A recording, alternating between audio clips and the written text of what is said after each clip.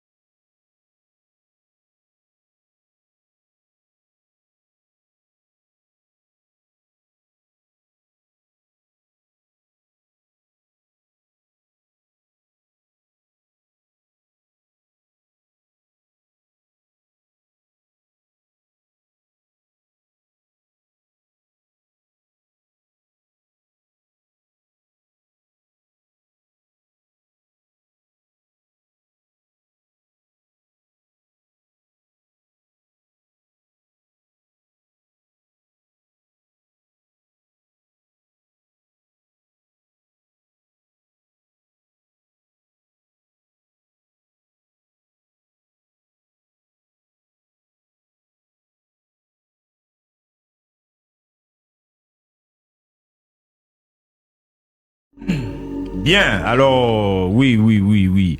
Les présentations ont été faites et les choses sérieuses vont donc démarrer. Il est avec nous le mystique, historien de religion, défenseur de la cause noire africaine, Barakuta Twanga Imana. Bonsoir. Oui, Eli, bonsoir. Alors, c'est un nouveau jour, hein? Oui, un nouveau jour permis par, bien sûr, les vibrations que nous envoient nos ancêtres. Et bien évidemment, pour pouvoir étaler certaines choses qui sont restées longtemps et dans l'limbe du passé Et donc, il faudrait que les auditeurs et les auditrices de Fréquence 2, comme on le dit en Abidjan, prennent les tabourets, qu'ils s'asseyent, parce qu'on va pousser tout à l'heure. Super. Et puis donc, nous sommes avec un invité particulier. Il est jeune, mais rempli de savoir et de connaissances. C'est bien sûr Monsieur Gueux Douaoudé. Il est fondateur de l'ONG Ishango, lui-même informaticien. Et il utilise donc le savoir ancestral africain pour enseigner nos enfants à la chose scientifique. On va vraiment découvrir cela tout à l'heure parce que on a échangé, mais je ne comprends rien. Voilà, pour tout vous dire, je n'étais pas fort en maths, la physique, chimie et tout ça. Donc vraiment, il va nous apprendre beaucoup de choses. Monsieur Gueux, bonsoir. Oui, bonsoir Elie, bonsoir à tous. Ouais. Alors, présentez-nous quand même l'ONG Ishango. Qu'est-ce que c'est? Ishango, on sait plus ou moins, on entend Tchango, mais expliquez-nous un peu. D'accord. L'ONG Ishango, c'est une activité très simple que nous mettons en place. Nous allons dans des établissements scolaires pour apprendre aux enfants à faire l'informatique avec des moyens et des pédagogies très très simples. Par exemple, il suffit d'avoir une ardoise. Donc pour ceux qui verront les images, il nous suffit d'avoir une ardoise pour effectuer des calculs dans différentes bases qui sont des matières enseignées dans les lycées techniques ou dans les écoles supérieures.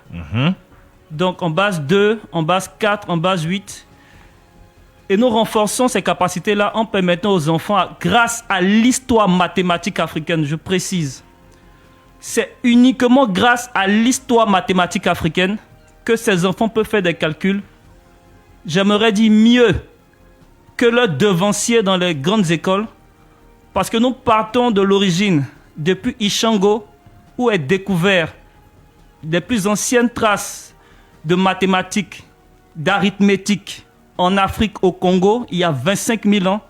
Grâce à cette histoire, les enfants peuvent reprendre ces travaux sur des ardoises à partir de la base 1 et peuvent faire tous les calculs de la base 1 jusqu'à la base 20 et même plus.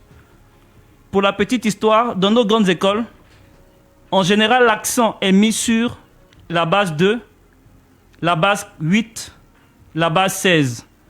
Il arrive donc lorsque nous rencontrons, si vous avez des frères, vous-même, qui sont dans des classes de licence ou de BTS en informatique, en mathématiques, si vous leur demandez est-ce qu'ils peuvent faire des calculs en base 3, en base 7, beaucoup vont dire non, parce que ce n'est pas des choses qui sont abordées directement dans nos écoles. Raison pour laquelle nous estimons que ce soir, nous apportons un grand plus à l'éducation nationale. Et ceci à travers l'organisation, la FECACI, qui m'a chargé justement en tant que responsable d'éducation pour promouvoir ces techniques, ces sciences, ces pédagogies pour tous nos jeunes enfants ivoiriens et africains, pour élever le niveau en mathématiques, en informatique et en sciences de manière générale. Donc voici ainsi présenter notre activité. Ouais.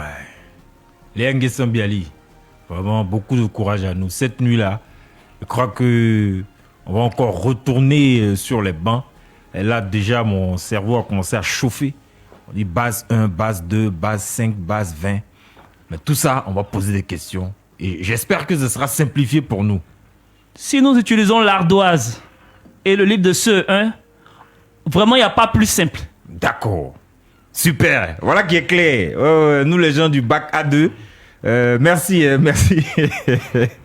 Alors, on va aller donc aux interdits. Il y en a encore cette nuit. Qu'est-ce que le mystique a donc à nous dire? On va le savoir tout de suite. La radio qui nous rassemble, c'est celle qui nous ressemble. Fréquence 2, Benji Bouksou plein dans les oreilles. Mystique, nous t'écoutons. Pour ce soir, il faudrait que les gens apprennent à se connaître. C'est-à-dire le côté droit de l'homme, la main droite, la main gauche, le pied gauche, la main gauche. Et ce sont des moyens d'expression. Si moi je me connais par exemple, et je sais que mon côté gauche est mon côté fort, quand quelqu'un veut me remettre par exemple une chose envoûtée ou bien une chose empoisonnée, ou bien quand quelqu'un veut lier amitié avec moi, soit c'est ma main gauche qui chauffe, soit c'est mon pied gauche qui chauffe. Donc, ça dit que si tu ne te connais pas, tu vas te faire avoir cadeau.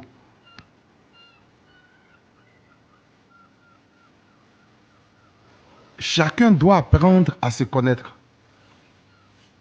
Ouais. Si tu te connais comme nous autres et que quelqu'un veut te donner une chose, ton côté te signale. Si c'est ton côté gauche qui est le côté fort, ça te signale. Si c'est ton côté droit qui est le côté fort, ça te signale. En ce moment, il est interdit de prendre ces choses-là, même si c'est une somme exorbitante. Même si c'est une somme exorbitante. Et ceux qui ne se connaissent pas, généralement, quand quelqu'un vient te servir de l'eau, vient te servir une boisson, et vient te donner quelque chose, qu'il trébuche, même si tu ne te connais pas, il ne faut pas prendre. Il est interdit de prendre cela. Si tu prends, tu viens d'être acheté dans un domaine de ta vie. Parce que la chose est travaillée. Trébucher, c'est normal, là. On a envie de dire c'est un petit accident de la vie. Oui. Mais dans ce cas-là, ce n'est plus un petit accident de la vie. Dans ce cas-ci, ce n'est plus un petit accident de la vie. C'est un signe. Donc, même si l'individu doit te resservir une autre chose, il est interdit de prendre. Parce que c'est celui par lequel on doit passer pour te fusiller. Donc, tu ne prends plus cela. D'accord. Quand tu rentres dans une maison et que ton dos, ici, là, ça te chauffe, il est interdit de manger la nourriture de cette maison. Il est interdit de manger la nourriture de cette maison. Si tu manges la nourriture de cette maison, que tu sors forcé, il y aura des représailles à ton niveau. C'est une manière de te dire que cette nourriture qui a été préparée par X ou par Y te concernant, c'est une nourriture qui a été travaillée. Donc, ce qui va te permettre de savoir que la nourriture a été travaillée, c'est que ici, à partir de ton dos, commence à chauffer. Donc, il est interdit de manger cette nourriture-là. D'accord. D'accord. Si tu es avec un ami, vous devez aller quelque part, et dès qu'il arrive à ton niveau, tes paupières commencent beaucoup à trembler. Ça veut dire que c'est quelqu'un qui va te trahir après. Que ce soit la gauche ou la droite. Que ce soit la gauche ou la droite, ça veut dire que c'est quelqu'un qui va te trahir après. Donc, c'est toutes ces choses que l'homme noir ancien connaissait et que l'homme noir aujourd'hui ne connaît pas. Donc, c'est pourquoi notre durée de vie est aujourd'hui écourtée. Pas parce que, comme on le dit, on commet trop de péchés, mais parce qu'il y a des avertissements naturels que nous n'arrivons plus à percevoir, que nous n'arrivons plus à comprendre. Et dans ce cas, les choses maintenant nous arrivent. Ouais. C'est fort ça. Dans ce cas, les choses maintenant nous arrivent. Une femme, je reviens parce que ce sont nos femmes qui sont, je pourrais dire, le socle de toutes choses, le socle de la vie. Donc je reviens sur les femmes. Aujourd'hui, peut-être que ça ne marche plus à 100%. Mais à l'époque, quand un vieux, quand une personne te voulait, et comme on le dit dans notre jargon, te draguait, si au plus profond de toi-même, tu n'avais pas l'intention de l'accepter, tu ne prenais pas ses dons. Tu ne prenais pas ses dons. Parce que sur la base de ces dons, il y a une raison spirituelle qu'il a sur toi. Parce que pendant qu'il te donnait ces choses, tu ne lui as jamais dit que non, et je ne vais pas t'accepter ou bien je ne vais pas être avec toi. tu créais toujours des conditions dans lesquelles le gars, il s'attendait à une réponse satisfaisante. Donc, dans cette motivation, bien sûr, il ne faisait que miser sur toi. Et un bon matin, tu atteins tes objectifs, tu lui dis, bon, écoute, ce que tu m'as dit, j'ai trop réfléchi, et je vois que mon copain qui m'avait laissé, il est revenu me demander pardon, donc toi et moi, c'est plus la peine. Alors que le gars a déjà investi en toi. Si c'est une personne qui a de mauvaises intentions, qu'il va faire tes pratiques sur toi, ça va t'atteindre. Ouais. Ça va t'atteindre, c'est obligé. Parce qu'il va aller sur la base de ce que tu as pris des choses qu'il t'a données, alors que tu ne comptais même pas rester avec lui. Et je vous assure, nous avons vu certaines personnes qui n'ont pas su se maîtriser, malheureusement, qui ont rendu certaines filles folles. Il y a des femmes aussi qui ont rendu certains hommes fous. Et c'est vice-versa. Il y a des hommes aussi, il y a des femmes aussi qui ont rendu aussi et certaines personnes comme ça. Donc la vie dans laquelle nous sommes, faisons très attention. Parce que il y a une histoire de relativité. Cause-effet. Cause-effet. Donc si toi-même tu ouvres une brèche, attends-toi à être allumé. Donc c'est interdit. Tu fais ça à quelqu'un qui maîtrise et ces lois-là, tu payes cash. D'accord. Tu payes cela cash. C'est bien noté. C'est bien noté. Merci donc, Mystique. Barakuta Touanga Imana. Est-ce que notre invité a des interdits aussi pourquoi pas?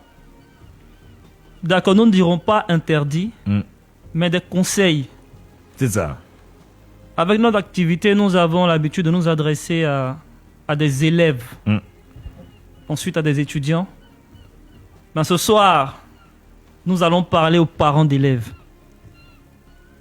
Nous conseillons aux parents d'élèves d'accompagner leurs enfants à l'école. Accompagner physiquement.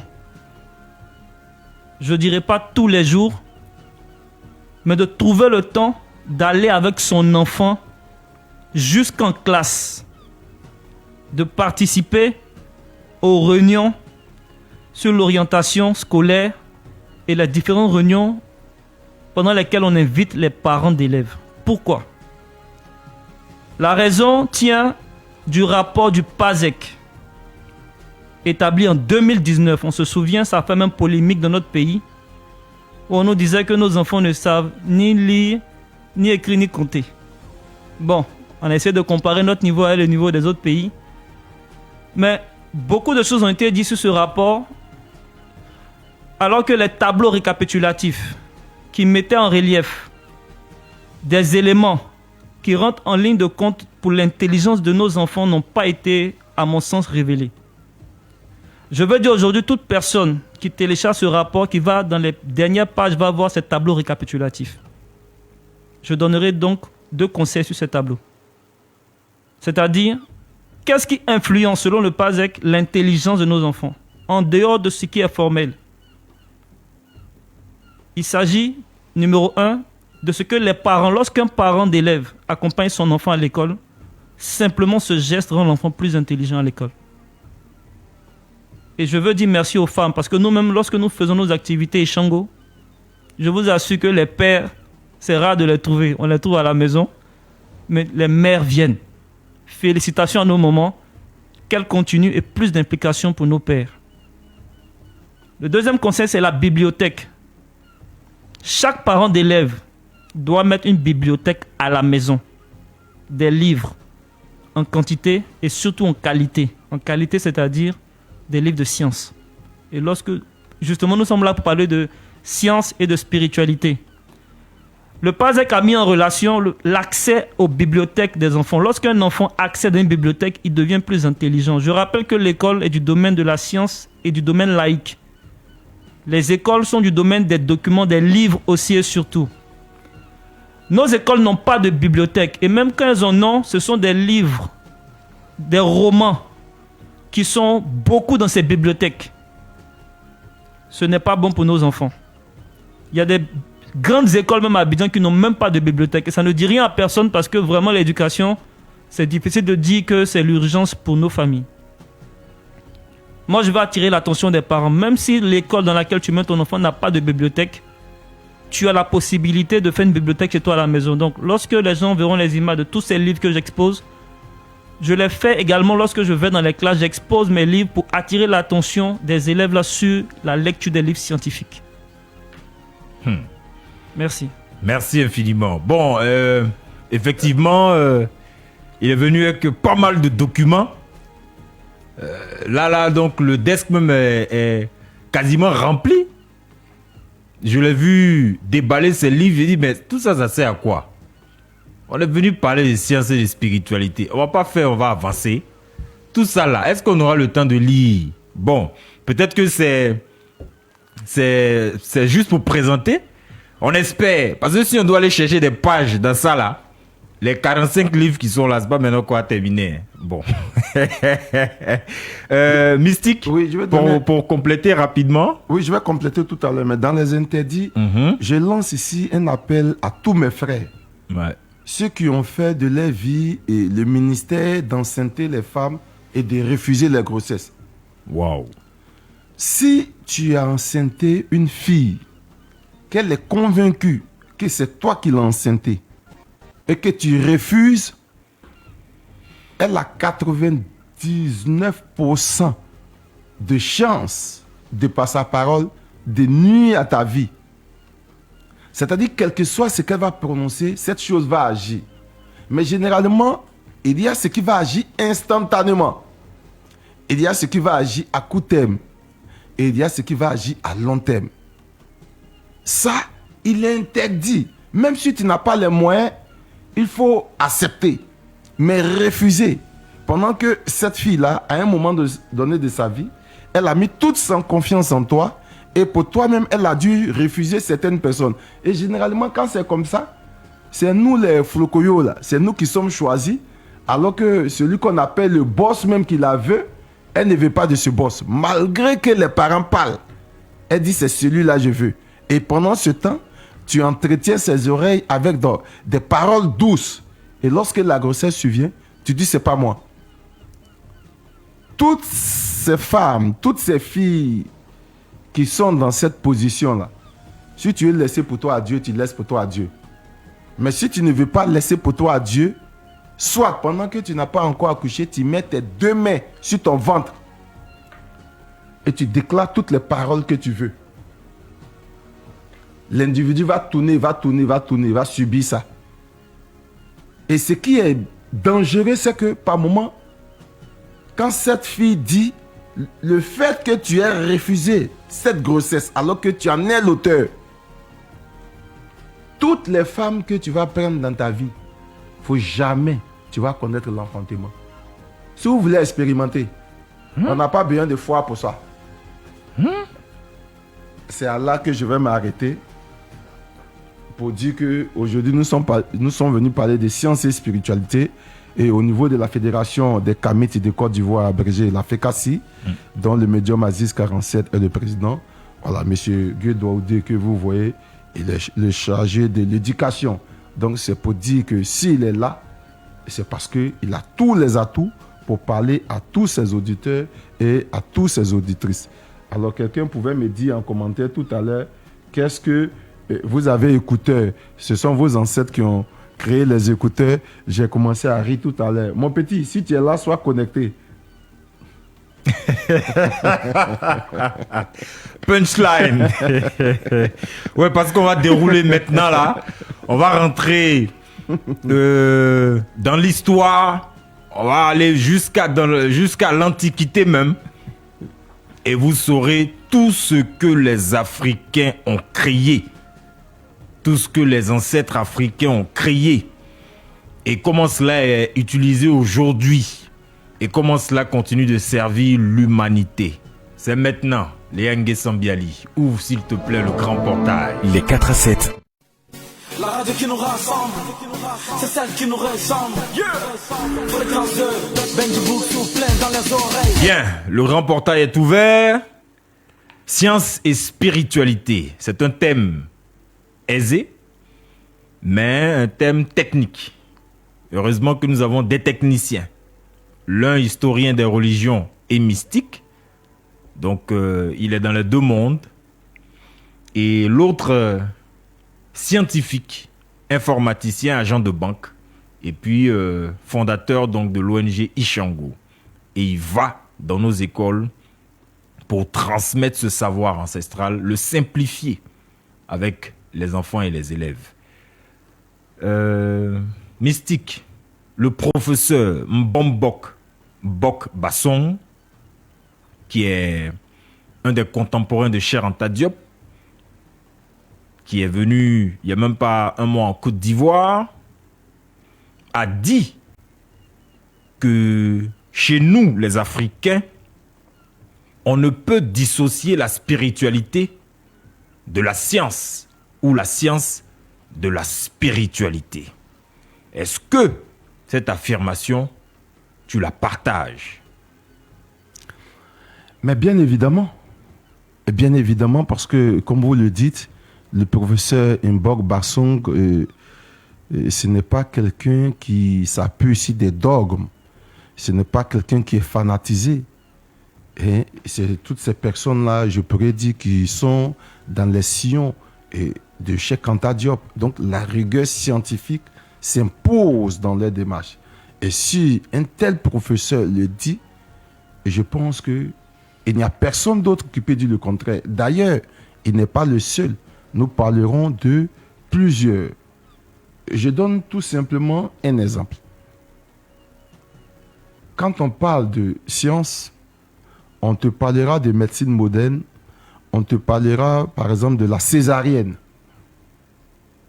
C'est-à-dire cette technique qui permet d'enlever l'enfant dans le ventre d'une mère lorsque cet enfant est mal positionné.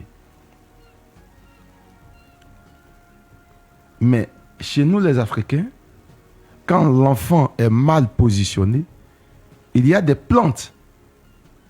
Soit on fait comme Malax, on donne à la mère pour boire, ou bien souvent on met dans ses narines. Les minutes qui suivent, l'enfant se repositionne bien. Donc quand tu regardes ce processus, tu sais, même si tu ne vois pas, qu'il y a un dispositif qui s'est mis en place pour que l'enfant puisse se repositionner très bien. Donc la science et la spiritualité, comme pouvait le dire le grand Djehouti, Kovi Rek Mire, nous ne pouvons dissocier la science de la spiritualité parce que c'est la même pièce avec deux faces.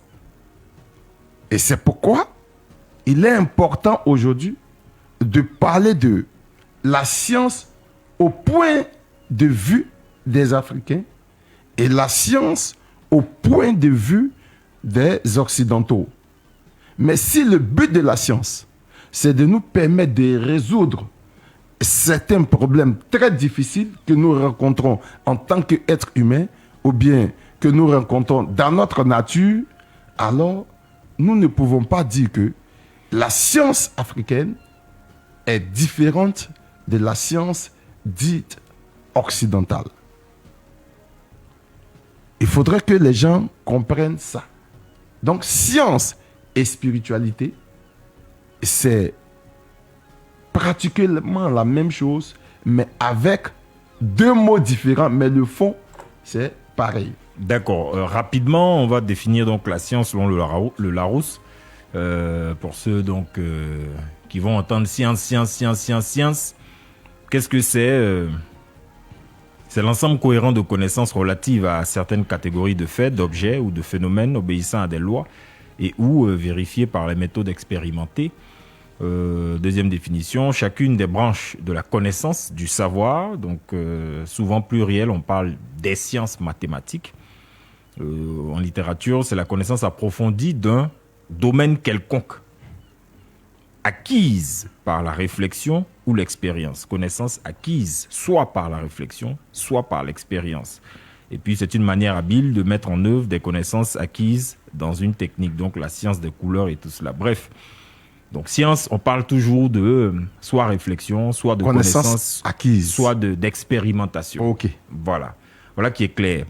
Alors, notre très cher invité, M. Gueux Douaudé, alors, chez vous, avec tout le travail que vous faites, quand on parle de science et spiritualité, à quoi faites-vous allusion? D'accord. Ici, je montre deux visions du monde. Ces visions du monde vont façonner notre définition de la science. Je ne dis pas une définition générale. Je parle d'une définition personnelle que nous avons dans notre tête. Parce que la définition la plus importante d'un thème, c'est ce que toi tu as dans ta tête. Et c'est ce qui va guider ton éducation, ta formation. J'aime donner cet exemple. Si on demande à beaucoup de personnes qu'est-ce qu'une femme bêtée, beaucoup vont dire c'est une femme qui aime palabre. Ils vont oublier que ce n'est pas la définition, j'ai envie de dire littérale, de ce qu'une femme bêtée. C'est une femme qui a au moins un parent bêté, qui est d'ethnie bêtée. Ça, c'est ce qu'on peut dire. Mais comme lui, il a vécu une expérience avec une femme qui aime palabre, qui est bêtée, lui, il va se dire qu'une femme bêtée, c'est une femme qui aime palabre. Donc, il va laisser ses approches générales. Il va s'en faire une approche spécifique. Et chaque fois qu'il va voir une femme bêtée, il va voir cette femme, une femme qui aime palabre. Même si elle ne lui a rien dit. Même si elle est la plus gentille. Donc, chacun d'entre nous, au-delà de la définition générale, a une expérience, une pensée profonde vis-à-vis de la science. Malheureusement, beaucoup d'élèves, et même de parents d'élèves, et même de professeurs, disent qu'ils n'aiment pas la science. Notre travail, donc, c'est de pouvoir définir au point de les faire aimer la science. Donc, sur ce terrain, deux visions du monde s'opposent. Une vision où la spiritualité est dissociée de la science. C'est une vision dans laquelle le divin, donc je mets ici une flèche descendante. Le divin descend vers l'homme. Donc, on va parler de créationnisme. Ce qui justifiera tous ces documents qu'on va appeler livres religieux, Bible. Vous pouvez les présenter ici, à la caméra. J'ai la Bible des témoins de Jéhovah. Je présente ça parce que je ne veux pas lire le texte religieux de la Genèse à l'Apocalypse. Je veux juste présenter ici la chronologie. La chronologie de ces documents. C'est-à-dire, qu'est-ce que ces documents pensent de la création de l'homme. C'est tout ce qui nous intéresse dans notre travail avec les élèves. Ici, il est marqué 4000 ans avant Jésus-Christ, naissance d'Adam et Ève. Souvent, c'est marqué chute d'Adam et Ève dans ce document. Bon, on les voit tous les jours, en chemise, cravate, dans nos rues en train d'évangéliser. On n'imagine pas le danger de ça sur, je dis, l'éducation nationale. Je rappelle que notre éducation est en train de se chercher. Récemment, on nous disait encore qu'on n'avait pas suffisamment d'établissements scolaires. On a fait l'effort d'en construire. Aujourd'hui, on nous dit encore qu'il manque beaucoup d'enseignants de mathématiques, de sciences physiques, chimie dans nos établissements. On fait encore l'effort de pouvoir pallier à ce problème. Mais personne ne mesure les conséquences de cet acte sur l'éducation nationale. Quelles peuvent être donc les conséquences de ces affirmations? D'accord. Ici, le livre Apocalypse, c'est utilisé par les branhamistes. Je ne vais pas l'ouvrir. Le livre des Mormons. Dans ces 3 documents que je présente ici, c'est la même chose. Il est marqué clairement Adam et Ève. 4000 ans avant Jésus-Christ. Donc jusqu'à ce jour, 6000 ans. C'est marqué clairement.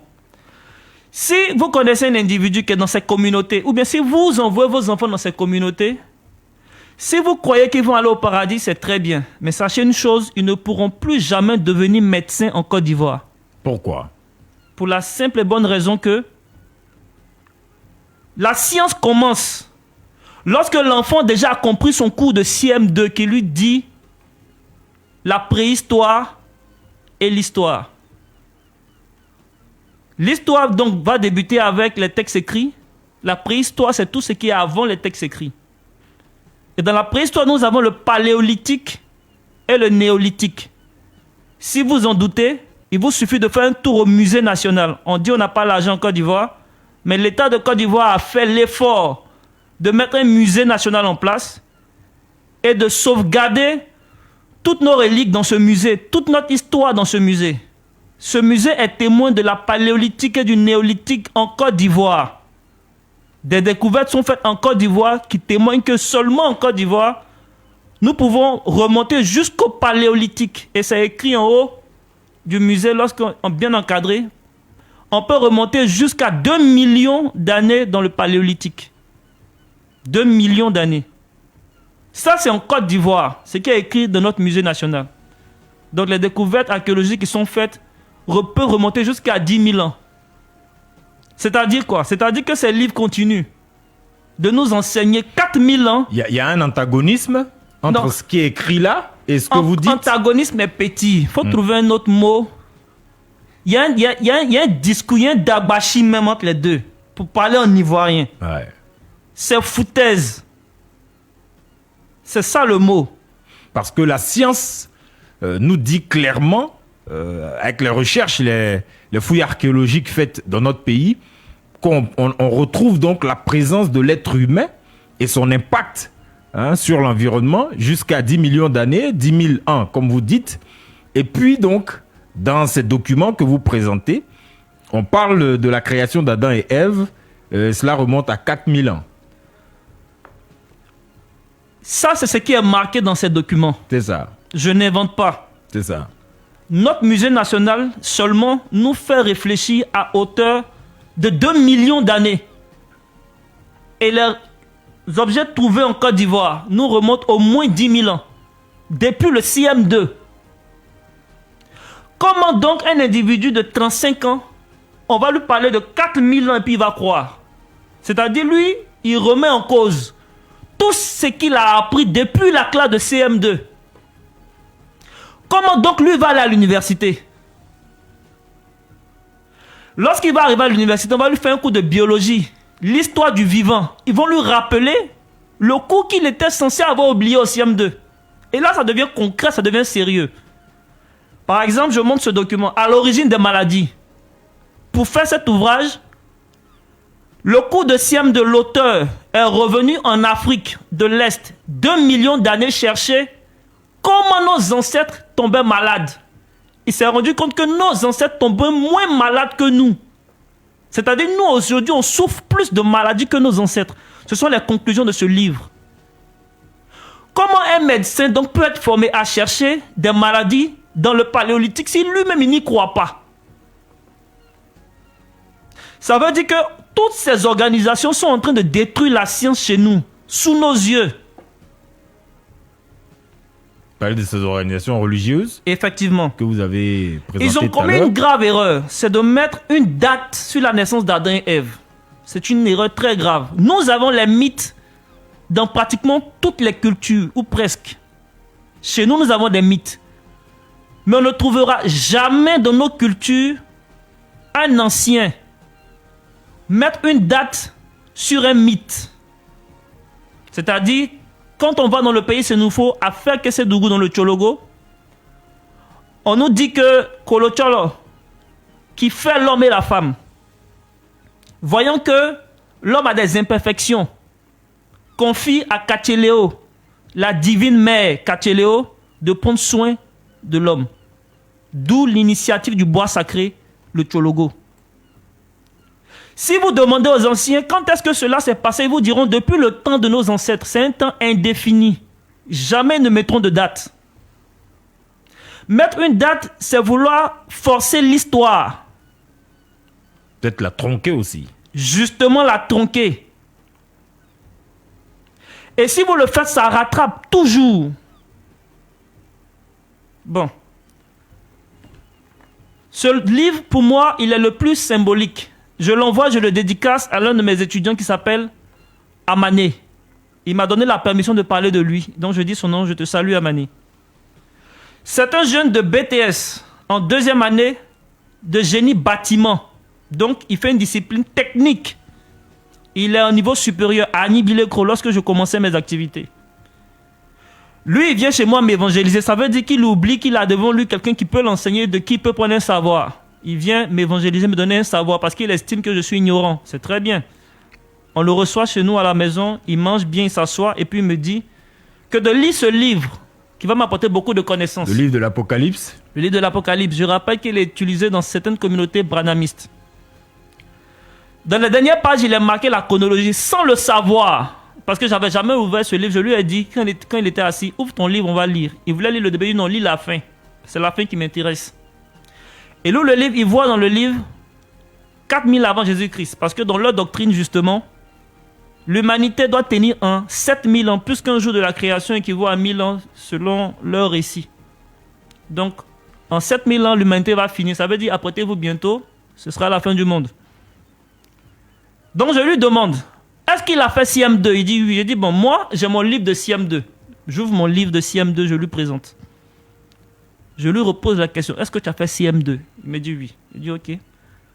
Moi, on m'a dit au Siam 2 que le néolithique seulement, c'est-à-dire l'âge de la pierre polie, l'âge de la pierre taillée qu'on a vu dans le paléolithique là. Dans le néolithique, il y a eu beaucoup de révolutions, notamment la révolution agricole, etc. Est-ce que tu as fait ça aussi? Il me dit oui. Il dit bon, si l'homme est né il y a seulement 6000 ans, 4000 ans avant Jésus-Christ, qui a taillé la pierre et qui a poli la pierre? Il est resté devant moi, on dirait qu'il va pleurer. Je dis bon, je te libère. Le jour où tu as la réponse, reviens vers moi. Peut-être que ce sont les anges ou les animaux. C'est qu'il y a quelqu'un qui a taillé la pierre et quelqu'un a poli la pierre. Il est allé à Yamoussoukro 2 semaines rencontrer celui qui l'a évangélisé, celui qui l'a baptisé. Il a oublié ce livre chez moi, il ne l'a plus jamais repris. C'est ce qu'on appelle une délivrance intellectuelle. Sans prière, sans jeûne, avec un livre de Siam 2. Et celui qui est capable de réfléchir comprend. Donc Amané, salutations à toi. Bien, rapidement, Amané, qu'est-ce qu'il devient aujourd'hui?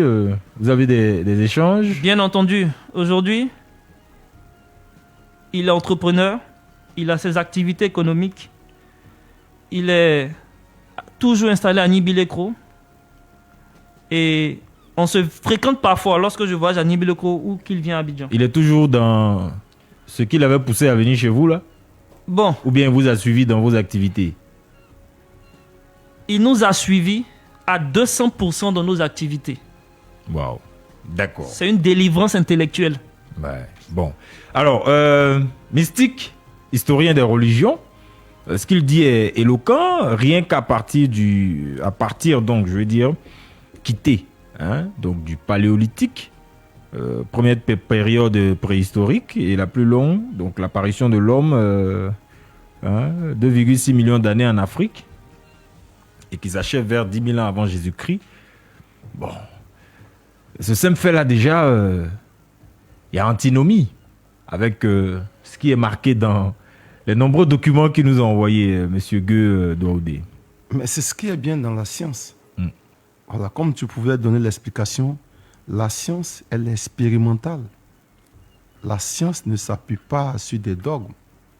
Et comme vous le savez, ne serait qu'Allah au Mutande, notre regretté, que son cas soit vivifié, nous parlait du code binaire. Et le code binaire, c'est une science africaine.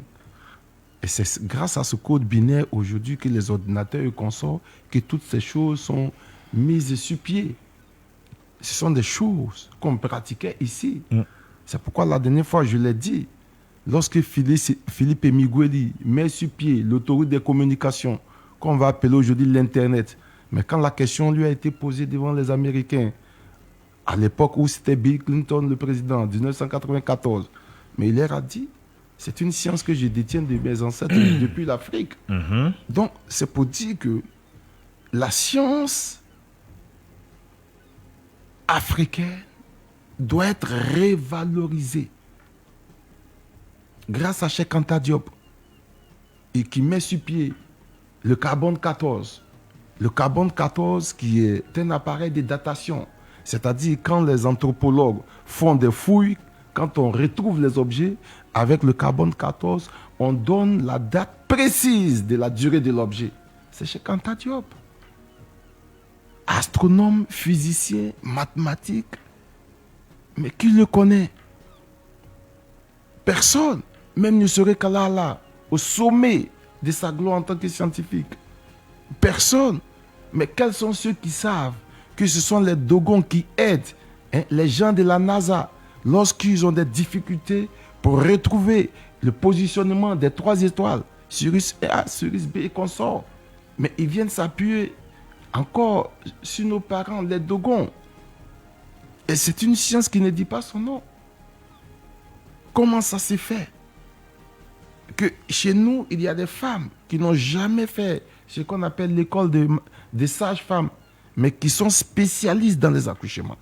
Le problème que nous avons avec la science africaine, qui est en même temps la spiritualité africaine, c'est l'encadrement et c'est le fait que cette science-là a été désacralisée.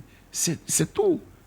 Les gens viennent prendre cette même science ici, ils ne font que changer les noms, et puis cette même science, ils la révalorisent, et puis nous sautons sur cette science, alors que cette science est la nôtre. Donc quand on parle de science, quand on parle de spiritualité, c'est la même famille, c'est la même chose. Mais c'est comme ça aussi la spiritualité. Elle ne repose pas sur des dogmes, elle repose sur des lois expérimentales. Donc il est important de comprendre que ce qu'on va appeler spiritualité africaine ou bien savoir africain, c'est de la science. Parce que ça s'explique, ça se vérifie. Mais écoutez, le vieux dont on a fait la promotion, qui soigne à la base d'Agile. Oui, le docteur Kofi, je crois, Aboutou. Attends, je vais trouver son nom normalement. Oui, mais quand il prenait l'Agile pour soigner, il soignait à la base de l'Agile parce que c'est une science africaine. Maintenant, les appareils scientifiques, dits modernes, ont permis de tester son savoir. Parce que c'est ça aussi la science. C'est ça. Ils ont permis de tester son savoir. Et ils ont compris qu'effectivement, les composants de son agile ou bien de sa décoction, ces composants-là permettent effectivement à un être humain d'être guéri. C'est ça, exactement. Docteur Aboutou Kofi, qui a été l'un des premiers tradipraticiens à être intégré dans un CHU par le ministère ivoirien de la Santé. Donc, ceux qu'on appelle les tradipraticiens, ce sont des scientifiques. Et je pourrais dire qu'ils sont encore plus efficaces. Pourquoi? Parce que eux, ils voient la chose et ils savent que la chose guérit tant. Alors que de l'autre côté, on te fait étudier la chose et on te dit la chose guérit tant. Donc, ce que tu n'as pas étudié, tu ne peux pas connaître. Mais eux, en relation avec les entités, avec les divinités, ils avaient cette facilité-là. Ils rentrent en brousse. Quand ils viennent, ils disent ce sont les génies qui m'ont dit que de prendre ça là pour faire telle chose. Là où la médecine dite moderne va mettre plusieurs temps pour expérimenter la chose. Ils vont faire des analyses pour essayer de comprendre. Comme l'a dit mon frère Guy Douaoudé, le vieux prend la chose colo. Il n'a pas besoin de faire expérimentation. Il dit prenez cette chose-là, mettez dans sa bouche. Il va rendre le poison. Est-ce que tu es en train de nous dire donc, puisqu'il y a l'usage du physique, donc de la matière, la plante, donc l'aspect végétal, si il soigne, il traite et qu'il dit que cette plante traite telle maladie, si un scientifique veut donc expérimenter ou bien réprouver sa science, il va prendre la plante, il va aller dans un laboratoire, faire des analyses, séparer les molécules, les gènes et tout, et voir si effectivement cette plante-là a donc la capacité d'agir sur telle ou telle maladie. Voilà. Et si c'est avéré, le scientifique revient vers le vieux pour lui dire tu soignais avec, tu guérissais avec. Moi, je suis allé en laboratoire et effectivement, il y a des principes actifs qui agissent sur cette maladie. C'est le mot qui est plus important, les principes actifs. Et ce sont ces principes-là que nos vieux maîtrisaient. Donc, ils n'avaient pas besoin de faire des analyses. C'est-à-dire, ce que vous autres, vous allez prendre peut-être des mois, des années pour analyser, eux, le fait qu'ils étaient déjà en contact avec la nature, ils parlaient à la nature, ils avaient étudié la nature pour tirer de cette nature-là et ce qui pouvait aider l'être humain. Donc, c'était des individus qui étaient des scientifiques. Parce que le scientifique, c'est quoi? C'est quelqu'un qui met sur pied peut-être un remède ou bien un appareil qui nous permet d'aller à une certaine rapidité dans un domaine bien précis. C'est ça. Mais le vieux le fait, les Africains le font. Alors, quand il s'agit de nous, on appelle ça du traditionnalisme. La sorcellerie. On appelle ça de la sorcellerie. Mais quand le vieux, il est ici, et puis il règle un problème à des kilomètres, ce n'est pas de la science. Hein? Et cette science-là, jusqu'à preuve du contraire, nous sommes les détenteurs de cette science sacrée. C'est-à-dire même quand on remonte à Kama. C'est-à-dire quand on remonte à Kama, là, là encore, c'est le comble. Parce que tous ceux qui parlent ne savaient même pas comment on guérit. Je rappelle ici que c'est cette science qui a permis aux Espagnols, à un moment donné de leur histoire, de commencer à avoir de longues vies. Parce que avant que cette science-là, les Arabes, de par le truchement de l'Égypte antique, lorsqu'ils vont piller la bibliothèque des Rakoti, qu'on appelle la bibliothèque d'Alexandrie, ils vont partir avec le savoir. Et ces savoirs-là, quand ils rentrent en Espagne avec, ces Espagnols étaient face à des fléaux, des maladies, qu'ils appelaient des maladies incurables. Donc les gens mouraient. Et le professeur Rec Miret nous enseignait que à cette période, la durée de vie des Espagnols ne dépassait pas 22 ans. Donc lorsque les Arabes vont partir avec le legs de la science africaine, c'est ce legs-là qu'ils vont vendre aux Espagnols et c'est ce qui va permettre maintenant aux Espagnols d'améliorer les conditions de vie et de prolonger la vie parce qu'ils étaient maintenant en face de certaines réalités où ils avaient les remèdes pour créer les guérisons. Bien, on va donc marquer donc une pause ici, c'est la fin de la première heure. Nous allons revenir dans un court instant pour la deuxième heure. Restez avec nous, vous êtes sur Fréquence 2.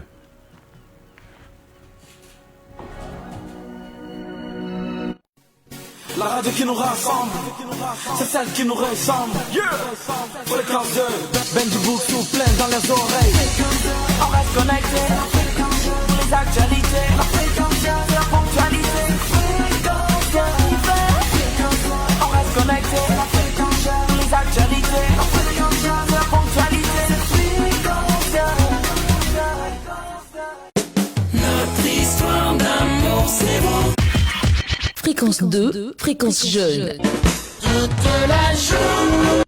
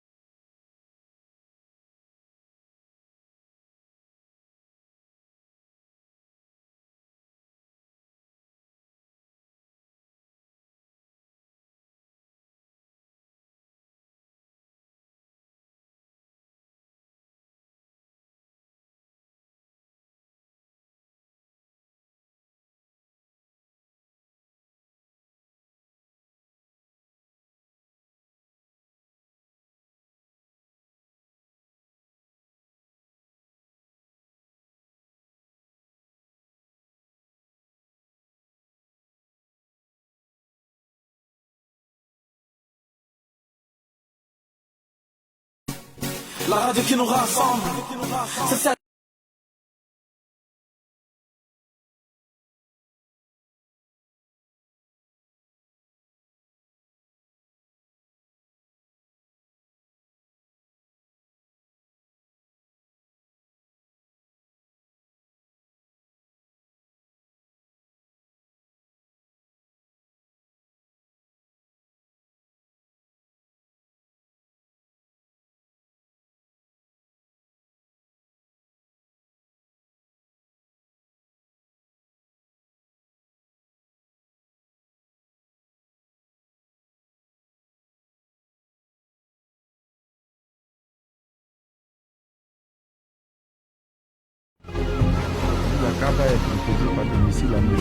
Bien, nous sommes donc de retour, hein, voilà, sur Fréquence 2. Nous sommes de retour avec notre consultant maison et bien sûr notre invité. Nous sommes toujours en compagnie de Léa Nguessan-Bialy à la technique, Israël Corée à la réalisation radio-filmée. Et puis voilà, donc aujourd'hui on parle de science et spiritualité. Pendant 1 heure, ils ont déjà fait une certaine démonstration. Est-ce que cela vous satisfait? Eh bien, si ce n'est pas le cas, on a encore 1 heure à passer ensemble. Bien, Barakuta Twanga Imana donc, est avec nous, mystique historien des religions.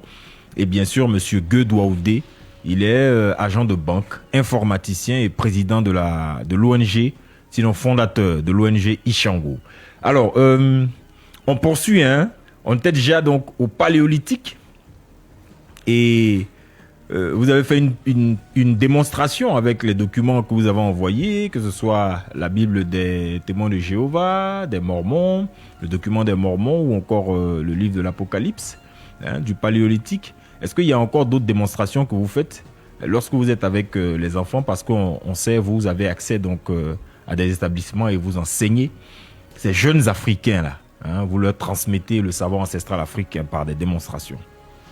D'accord. Alors, tous les documents que j'ai montrés ici, je veux rectifier que je n'utilise pas nécessairement avec les élèves. Ce soir-là, il est 22h, nous sommes avec les parents d'élèves. C'est ça. Voilà. 23h04, ouais. Voilà. Donc, je vais poursuivre. Ce que je suis en train de dire,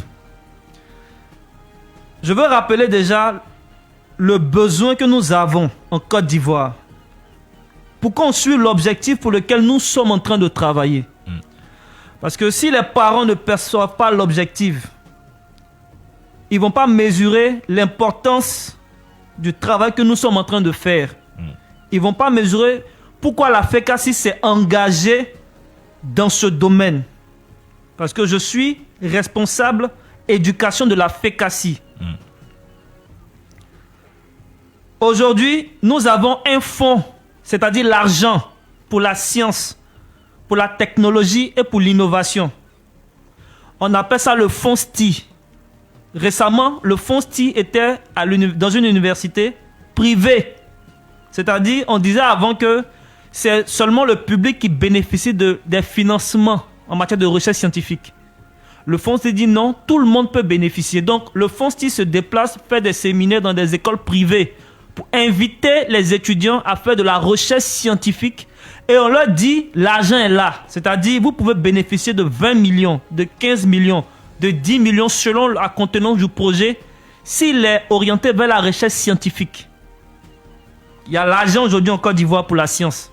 On ne peut plus gâter le nom de notre ministère. Donc tout à l'heure, je parlais de l'éducation nationale. Maintenant, je monte au supérieur. Donc on va élever encore le niveau. C'est ça. J'ai dans ma main ici un appel à projet. C'est un document qui est fait justement par le fonds STI. Ce projet-là était dans le cadre de la santé globale en faveur de la mère et de l'adolescente. Donc l'État cherche les chercheurs qui vont travailler pour soigner nos mamans et nos sœurs. La santé de la femme va jusqu'à la maternité. Donc c'est très très important. Dans l'acte 5, il est marqué le continuum médecine traditionnelle et médecine moderne en matière de santé de la mère et de l'enfant. D'accord. C'est-à-dire quoi? Moi, j'ai jamais vu un seul document, un seul appel à projet où on a mentionné médecine chrétienne. Vous en avez vu? Non, pas. Est-ce que quelqu'un dans le public a déjà vu médecine chrétienne, médecine islamique, autre médecine qui peut exister en Côte d'Ivoire? Si ça existe, dites au ministère qu'on en a besoin. Jusqu'à preuve du contraire, notre ministère dit à l'argent. On cherche des chercheurs qui peuvent allier médecine traditionnelle et médecine moderne. Lorsqu'on parle de médecine traditionnelle, on sait de quoi nous parlons. C'est pas une histoire de il est écrit que. Il est écrit que ne soigne pas. Si ça soignait, le ministère allait financer beaucoup de il est écrit que pour la santé de nos mères et de nos enfants. C'est sérieux ce dont nous parlons. La Côte d'Ivoire en a besoin. Et même si on ne le dit pas fort, on met l'argent pour ça, à travers notamment le fonds STI. Je reviens dans le cadre de l'éducation. Je dis, si un individu croit que Adam et Ève sont nos premiers ancêtres, tels que beaucoup d'hommes de Dieu en Côte d'Ivoire essaient de le faire croire, permettez-moi même de ne pas citer leur nom, nous les connaissons déjà. Je les publie chaque jour sur ma page Facebook. Quelqu'un qui veut voir, il peut aller y voir. Ça s'appelle comment la page? Ma page, c'est Dozo Intellectuel. D'accord. Si vous cherchez qu'est-ce qu'un Dozo Intellectuel, regardez comment je suis habillé. C'est ce que ça veut dire, Dozo Intellectuel. C'est ça. Alors, ces gens-là continuent de dire à nos étudiants, et ils vont prêcher jusqu'à l'université pour dire à nos étudiants que l'Afrique n'est pas le berceau de l'humanité. Ce qu'aucune étude sérieuse ne peut montrer. Et nos étudiants n'ont même pas les capacités mentales et intellectuelles de dire non à ces personnes. Donc, ils sacrifient sur l'autel de leur salut toute leur recherche scientifique.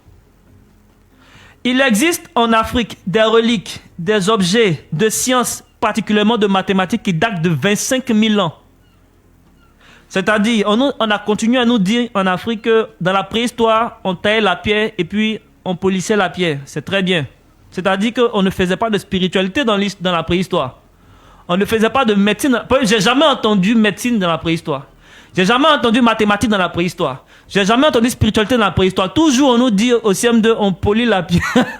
L'époque de la pierre polie, la pierre taillée. Bon, ça devient une chanson. La réalité est autre. D'accord. 25 000 ans, c'est le témoignage de l'histoire mathématique depuis Ishango. Ce sont les premières preuves de mathématiques abstraites que nous avons dans le monde entier. Ça veut dire que quand les mathématiciens se retrouvent en Belgique, ils honorent Ishango. Ils font des statues géantes juste pour honorer Ishango. Cette découverte qu'on fait au Congo. Et à quoi ça nous sert? Ça nous sert à dire que l'homme qui est né en Afrique, c'est un homme qui n'est pas né seulement pour tailler la pierre, pour polir la pierre. C'est un homme qui est né aussi pour les mathématiques. Et qui a commencé à faire les mathématiques dont nous avons les preuves. C'est ça. Comment on peut utiliser ça pour nos enfants? Déjà, cette histoire leur montre que l'homme a vécu au moins avant 4000 ans de Adam et Ève qu'on nous cite. Adam, je n'ai jamais vu de mathématiques d'Adam et Ève. Mais on nous dit nos ancêtres ont fait les mathématiques depuis Ishango, c'est daté, les objets sont là. D'accord. Bon, on va préciser Ishango. Le bâton d'Ishango, donc, est un os de babouin préhistorique, vieux de plus de 20 000 ans, découvert en 1950 en République démocratique du Congo, considéré comme l'un des plus anciens outils de calcul au monde. Cet artefact, donc de 10 cm, gravé dans coche organisée, suggère une compréhension précoce de l'arithmétique, telle que les nombres premiers et la multiplication. Là, on est dans la préhistoire. Nous sommes dans la préhistoire. Ouais. Et déjà, l'homme préhistorique en Nous sommes Afrique, dans le paléolithique. ouais, cet homme préhistorique-là maîtrisait déjà l'arithmétique, autant pour moi, et la multiplication, les premiers nombres, tout cela. Bon. Et cet homme-là était un sauvage. C'est ce qu'on veut nous dire. Vous savez, lorsqu'on arrive au niveau des mathématiques, ça devient sérieux. On peut tout dire d'un homme, mais quand il commence à faire mathématiques, on le respecte. C'est ça. On ne peut pas me dire que ces hommes étaient tout ce qu'on nous a dit sur eux. Même ici, en 2026, quelqu'un qui est un mathématicien hors pair, un informaticien d'un certain niveau, ben, quand il parle, sa parole a tout de suite une double valeur. Parce qu'on sait qu'il sait ce qu'il sait. C'est ça. D'accord. Ça montre ici également que vous avez lu les encoches, c'est-à-dire des bâtons. Bon, pour dire simplement aux élèves, on dit des bâtonnets. Donc ça montre que nos ancêtres ont appréhendé les mathématiques avec les bâtonnets. Donc si nous voyons nos enfants au CP1 utiliser l'ardoise et les bâtonnets pour apprendre les mathématiques, ce n'est pas un fait anodin, ce n'est pas quitter au ciel pour tomber. C'est juste parce qu'ils reproduisent les phénomènes par lesquels leurs ancêtres sont passés. De la même manière que nous avons appris les bâtonnets dès la naissance des mathématiques, c'est comme ça aussi nos enfants savent de manière intuitive. Leur cerveau est calibré pour appréhender les mathématiques avec les bâtonnets. Donc, ça fait partie de notre pédagogie fondamentale, ce que nos ancêtres ont laissé déjà en mathématiques. C'est-à-dire, tout individu, tu peux lui dire les nombres, il va dire qu'il ne connaît pas. Mais dès que tu mets les mathématiques en bâtonnet, il se retrouve. C'est clair. Donc, quand nous utilisons ces bâtonnets-là pour enseigner l'informatique à nos élèves, c'est de là que ça vient. Et je vous assure donc qu'ils connaissent ces mathématiques. L'avant-dernière édition, nous avons fait, un élève a eu 40 sur 40 dans tout ce qui est calcul et base. Un élève de 4e. Ça veut dire que tu le mets avec des licences en informatique, c'est pas sûr que ces licences en sortent. Parce qu'ils n'ont pas utilisé la même pédagogie. Ça, c'est très important, hein, la pédagogie. On va peut-être en parler tout à l'heure. Ensuite, lorsque nous parlons de l'informatique, beaucoup de parents pensent qu'il s'agit directement d'ouvrir un ordinateur. Je rappelle que celui qui a conçu l'ordinateur, lui-même n'avait pas d'ordinateur. C'est assez logique. Celui qui a fabriqué la première voiture, lui-même n'avait pas de voiture avant. Qu'est-ce qui pousse donc ces individus à fabriquer cette machine à calculer? C'est ce qu'ils apprenaient avec ses élèves. Donc, toutes les théories mathématiques qui sous-tendent l'informatique avant que l'élève allume la première fois un ordinateur. Il connaît déjà comment les calculs sont effectués au sein du microprocesseur. C'est ce que nous réalisons avec les élèves. La question est simple. Je ne veux pas durer dessus, souvent nous aurons des questions. Est-ce que vous pensez qu'un professeur de mathématiques qui croit en Adin F 4000 ans peut faire ce cours à nos élèves? Un professeur de mathématiques qui croit en Adin F de 4000 ans avant Jésus-Christ peut faire ce cours à nos élèves. Il faudra remonter d'abord au moins dans l'histoire, dans le paléolithique, et montrer qu'en Afrique, nous avons eu les mathématiques avec les bâtonnets d'Ishango, qui datent de 20 000 ans. Regardez l'écart. Ce n'est pas possible. Beaucoup de nos professeurs de mathématiques ne connaissent pas l'histoire mathématique africaine et n'ont aucune notion de son usage dans la pédagogie mathématique. Et nous disons à l'éducation nationale aujourd'hui, si nous introduisons cette histoire mathématique, nous donnons la possibilité à tous nos enfants, avec seulement une ardoise et un livre de CE1, d'appréhender tout ce qu'on estime être difficile qui sous-tend l'industrie technologique. C'est déjà une avancée significative, sans grand investissement. On n'aura pas besoin d'équiper nos salles de dernière technologie. Il suffira d'introduire une histoire mathématique au sein de nos livres et de former nos professeurs à dire, considérer quand même l'histoire mathématique depuis le paléolithique. Ce que je dis en mathématiques est tout aussi valable en spiritualité. Mais pensons-nous sincèrement que nos ancêtres depuis le paléolithique n'avaient pas une spiritualité? Je rappelle que même si nous sommes gentils et que nous voulons parler de la révélation biblique, on va commencer avec Abraham, si nous voulons être gentils. Sinon avec Moïse, qui est censé être le premier rédacteur de ces livres dits sacrés. Quelle est la spiritualité de nos ancêtres? Comment ils appréhendaient la spiritualité? Pour ce faire, j'ai un document ici. La Corée. Vous savez, pour juger une affaire, il faut être neutre. Donc si nous parlons, on va dire c'est nous qui disons toujours. Toujours c'est vous les Africains. C'est le maître Brakuta qui invente des choses. Lui, on le connaît pour ça. Aujourd'hui, on va interroger les Coréens. J'aime bien ce document parce que c'est en même temps un défi que nous sommes venus relever, puisqu'il y a eu un débat avec notre maître Aziz 47. Et si nous sommes là à côté de lui, c'est justement pour répondre à des questions techniques. Il a eu un débat avec le général Makosso, respect à toi général, où il a dit que la Chine, notre maître a dit que la Chine n'avait pas besoin de Jésus pour être développée. Et on a vu tout de suite tout le public en train d'applaudir. Et le général, comme c'est quand même le père de la mamaï, respect à toi général, tu dois nous enseigner même la mamaï aussi. Hein? D'accord. Il a répondu pour dire que la Corée était développé au même titre que la Chine, mais pas grâce à l'animisme, donc avec le christianisme. Bon, vous voyez, il a... Ça, c'est une erreur très grave qu'il a commis, mais il n'y a personne sur le plateau pour le recadrer. Donc je viens en fait aujourd'hui répondre à cela. Pour répondre, c'est très simple. Ce livre a été produit par le ministère de la Corée. C'est-à-dire c'est la Corée elle-même qui fait ce document pour présenter la Corée telle qu'elle est. Dans ce document, vous allez voir à la page 198, la religion en Corée. 198. Il a dit la liberté de religion est garantie par la Constitution. Selon les statistiques pour l'année 95, 50,7% des Coréens étaient croyants. Parmi eux, on comptait alors 46% de bouddhistes, 39% de protestants et 13% de catholiques. Ça veut dire que si tu n'es pas croyant, tu es quoi? Celui qui n'est pas croyant. Celui qui n'est pas croyant, il est quoi? On estime qu'il est athée. Il est athée, il est incroyant. On peut dire tout ce qu'il veut. En tout cas, il ne va pas aller au paradis. Ça, c'est clair. Donc, parmi les croyants, on va chercher ceux qui vont au paradis. Ceux qui vont au paradis, on dit qu'il y a déjà 46% de bouddhistes. Donc, même parmi les croyants encore, les chrétiens ne sont pas majoritaires. Après les bouddhistes, on a 39% des protestants et 13% de catholiques. Donc, si on veut nous dire que la Corée s'est développée grâce au christianisme, je rappelle que les chrétiens sont très minoritaires en Corée. Il faut compter d'abord les incroyants. On parle de la Corée du Sud. Hein. Corée du Sud, c'est de cette Corée-là que Makoso parlait.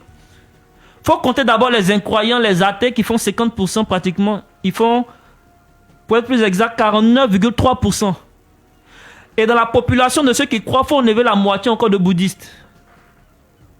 Donc on ne peut pas dire que la Corée s'est développée grâce au christianisme. Ils sont minoritaires là-bas. Et là-bas encore, ils font la différence entre le catholicisme et le protestantisme. Ils ne font pas la confusion du christianisme que nous voyons ici.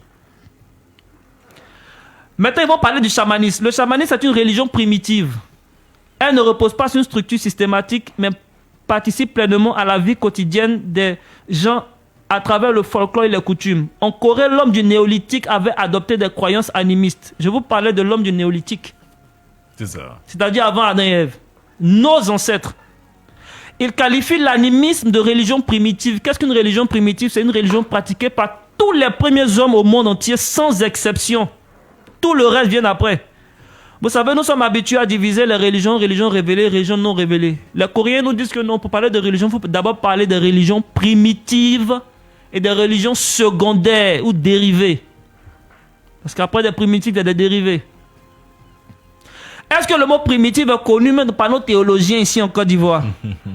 Bon, ils connaissent bien l'église primitive et ils en parlent tout le temps. Non, ils disent l'église. On parle de l'église primitive. Non, pour dire que le mot primitif est connu de D'accord. ces Religion primitive théologiens. ici, il s'agit de tout ce que les hommes ont pratiqué en termes de spiritualité avant qu'on nous parle d'Adam, Ève, de Noé, de toute leur famille.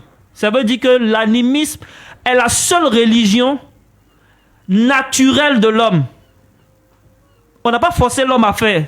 Et tous les pays, jusqu'en Corée, tous les pays qui comptent chez eux, les hommes à partir du néolithique jusqu'au paléolithique pratiquent l'animisme. C'est la seule religion universelle.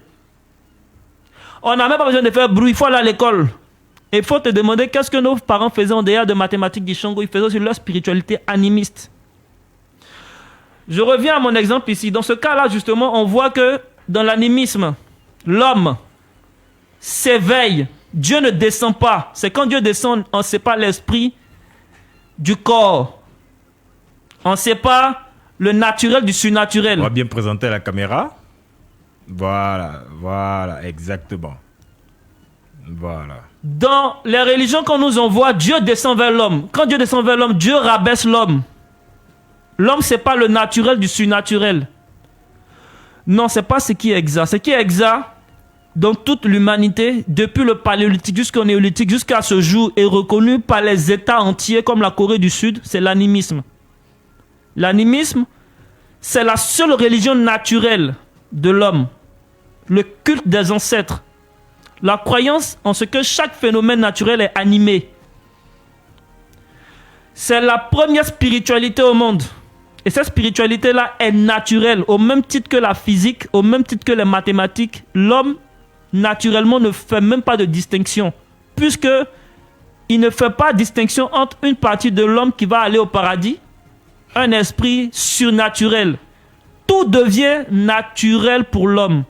Et c'est là le début de la science. Si vous croyez que quelque chose est surnaturel, vous n'êtes pas scientifique. Il n'y a rien au-delà de la nature, au-delà de l'univers.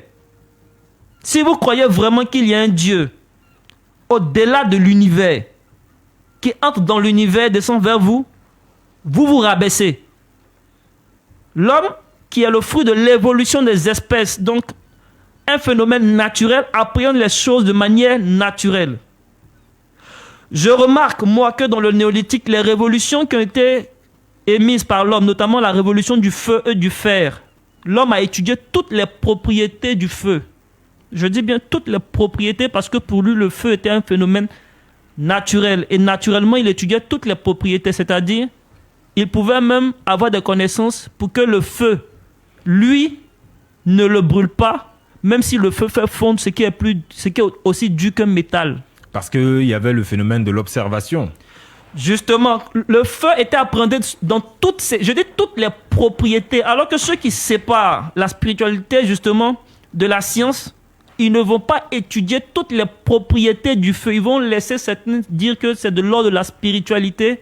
Ils vont se contenter des connaissances qu'ils considèrent comme physiques. Alors qu'avant, nos ancêtres ne faisaient aucune distinction parce que tous ces phénomènes étaient de l'ordre de la nature, étaient naturels pour eux. Il n'y a rien de surnaturel. Dans notre culture, rien n'est surnaturel. Tout est naturel. Tout fait partie de l'être humain. Tout fait partie de l'univers. Nos ancêtres, nos pouvoirs, nos esprits, nos connaissances, notre nourriture, notre santé, notre médecine, tout est dans l'univers. L'univers se suffit à lui-même. Donc cette pensée animiste-là, en réalité, c'est ce qui doit guider les pas de nos chercheurs aujourd'hui. L'homme s'éveille. L'homme élève son niveau de conscience et de connaissance. Il observe l'univers. Tout l'univers lui est naturel. Il fait des découvertes, il explique ses découvertes, il fait des prédictions à partir de ses connaissances. Qu'est-ce qu'on appelle prédiction? Il y a un village qu'on appelle Gaumont. En Côte d'Ivoire, ils sont réputés pour être sorciers. Eux, ils te donnent rendez-vous. Ils te disent, viens l'année prochaine au 10 prix. Tu viens l'année prochaine au 10 prix, ils te donnent le jour. Et puis, ils te disent ce qu'il lui va faire au 10 prix. Il va se piquer, il va chier œuf, il va vomir œuf, ce que tu veux. Je rappelle que tout ça est consigné dans notre musée national. Si vous allez au musée national de Côte d'Ivoire, si vous avez peur d'aller à Goma, allez au musée national. Demandez le livre sur l'histoire du 10 prix. On vous étale les photos qui ont été prises par nos journalistes en présence de nos autorités politiques. Au musée national. Donc lui te donne rendez-vous, ça veut dire qu'il te prévient que lui va faire, il fait. Tu reviens l'année prochaine, il refait. Tu reviens encore, il refait. Il t'a prévenu, il l'a fait. Si on n'appelle pas ça une prédiction, on appelle ça comment? Donc, s'il y a prédiction, c'est qu'il y a connaissance. Il sait sur quoi il compte. Il ne te dit pas, non, aujourd'hui tu n'as pas eu la foi, donc ça ne va pas se produire. Lui, il ne te dit pas ça. Il t'a dit, il fait, il fait. Ok. Donc, il y a quand même connaissance. C'est parce qu'il connaît qu'il peut prédire. Il connaît le mécanisme. Il connaît, en tout cas, ce sur quoi il a assis, il les connaît. Voilà, il connaît le mécanisme, la technique qui va lui permettre de produire cette chose. Donc, quand je parle maintenant au niveau informatique, pour qu'on se comprenne bien, il y a des définitions qui ont été, quand c'est les Africains, un peu satanisées. La télécommunication, c'est français. Télécommunication veut dire communication à distance. Toute technique, outil utilisé pour une communication à distance est appelé télécommunication. Donc, nos chercheurs, qu'est-ce qu'ils peuvent faire? Ils peuvent juste, c'est-à-dire nos chercheurs universitaires, ils peuvent juste définir des protocoles pour vérifier la fiabilité d'une télécommunication prétendue. C'est-à-dire, si un vieux dit, j'ai le moyen de communiquer à distance, on l'isole. Il ne communique pas avec quelqu'un pendant un moment, et puis on met son frère d'un autre village, très loin. On met un huissier, on met tout le monde, et puis on dit, bon, on te donne un texte, il faut lire le texte, avec les arrobas, les dièses et tout ça. Et on s'assure que les deux ne communiquent pas. À la fin, on demande à l'autre à distance de répéter ce que le premier a dit dans sa salle isolée avec un huissier de justice plus une caméra pour le surveiller. Si l'autre réussit à réciter ce que l'autre a dit, il y a eu télécommunication. On ne peut pas appeler ça autrement. Donc ce protocole permet déjà d'attester le fait. Et maintenant, on peut demander au vieux, tu vas faire comment? Il faut nous expliquer. Et puis ensuite, maintenant, vérifier la méthode. On peut reproduire ce phénomène N fois pour éviter toute forme de doute. C'est-à-dire, on répète 10 fois, 100 fois, jusqu'à ce que tout le monde soit convaincu. C'est ça. C'est naturel toujours pour l'Africain. Donc, un scientifique peut douter. Mais quand tu doutes, mets les moyens de vérifier ton doute. C'est ça le but, en fait. C'est ça le but. Le doute nous amène à rechercher. Le scepticisme, justement. On demande à nos chercheurs de ne même pas croire, de douter, d'être sceptiques. Mais à eux de vérifier. Chaque année, quand je vais au DIPRI, je vois plein de caméras. Jusqu'à ce jour. Ils sont curieux, ces scientifiques. Nous, on dit que c'est du satanisme. C'est pas de ça qu'il s'agit. S'il y a des connaissances, profitons-en. Notre culture est un réservoir de connaissances pour nos futurs chercheurs universitaires. Et c'est cela que l'État appelle en disant associons médecine traditionnelle et médecine moderne. C'est ça. Je m'arrête là. Merci beaucoup. Bien, alors, Barakuta Tonga Imana, il parle de tester. Hein, je vais parler que je parle à un mystique.